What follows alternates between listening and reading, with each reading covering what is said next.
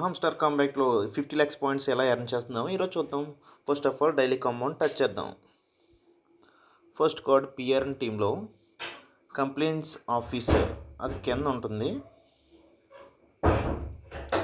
ఇది ఒకసారి కొనండి. సెకండ్ కార్డ్ మార్కెట్లో లాస్ట్ డిఏఓ ఉంది కదా, ఈ డిఏఓ అనేది ఒకసారి కొనండి.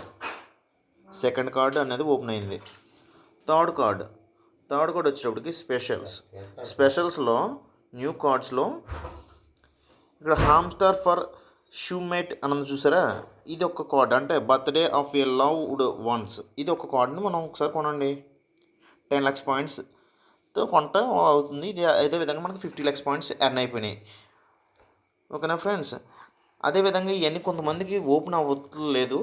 డిఏఓ అనేది మార్కెట్స్లో ఉంది కదా, ఈ టీంలో డిఏఓ అనేది ఈ యొక్క కార్డ్ ఒక్కటే కొనాలి అంటే, ఈ కార్డ్ కొనాలి అంటే మ్యాక్సిమం 4 మెంబర్స్ని రెఫర్ చేసి ఉండాలి.